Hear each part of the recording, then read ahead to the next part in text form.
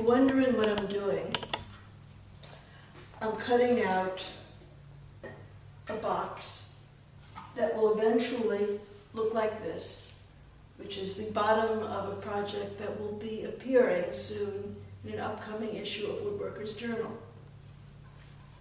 The reason that I'm showing you this is that fairly recently I discovered a good blade to use with thick wood that was one I simply would not have anticipated ever using. When I was new to scrolling, I was immediately overwhelmed by the number of blades available. There were a number of reputable brands. Each brand had a number of different types of blades, and within each type of blade, there were a number of sizes.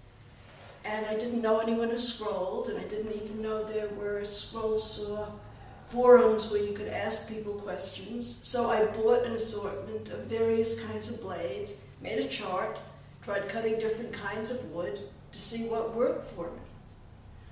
Over the years, as my preferences were sharpened, both in terms of the kind of projects that I like to make, which involve thick wood, and my own particular cutting style, which tends to favor an aggressive blade, I started favoring the Flying Dutchman blades, particularly the Ultra Reverse number 7 and number 9.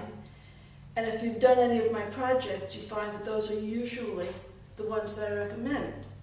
Well, when I was working on this tiered cake box that appeared in the summer issue of the Scroll Saw Woodworking and Crafts, I found that I was having a lot of trouble cutting the thick, hard maple that the box required. I was getting a lot of burn, and it was becoming really quite a mess. And I recalled something that I had found when I had to cut some corian and plexiglass, materials I don't usually cut, and follow the recommendation of many of the members of the Scroll Saw Forum for using the Flying Dutchman Polar Blade, specifically the Polar Blade number 5, that was the good blade to use. I tried it out, and sure enough, when I used it, properly taped, the plexiglass didn't melt as I cut it, and the corian cut through just fine. I found out subsequently that people also use the polar blades for cutting thick wood, something that I had not thought of doing and had no need for until I ran into my dilemma with this particular project. It may have been the particular hardness of the maple, I'm not quite sure what, but I was really struggling. So I tried using the polar blade, and to my amazement, what I got was a clean cut.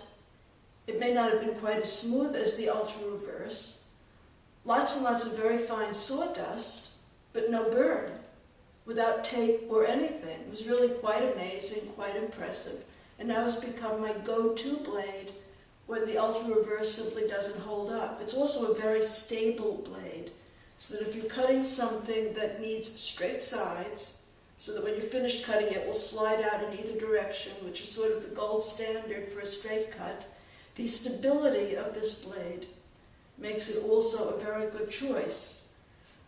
What I was cutting out at the start of this video was the box body.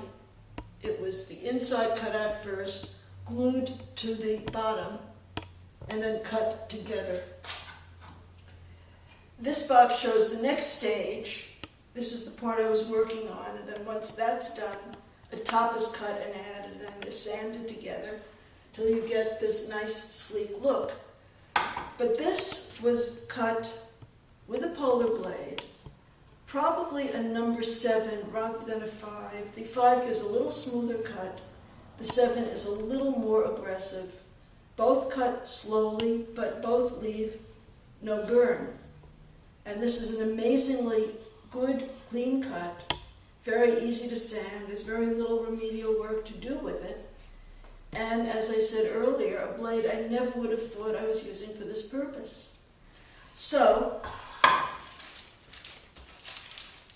if you find that you're having trouble with the blades that you're currently using for thick wood, I would suggest that you consider these.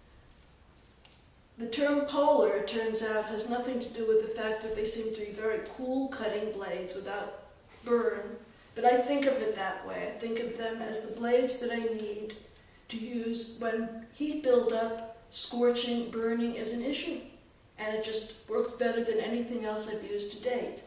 So I hope this tip is useful to you, and as I encounter new dilemmas and new and better solutions, I'll be happy to pass them on to you.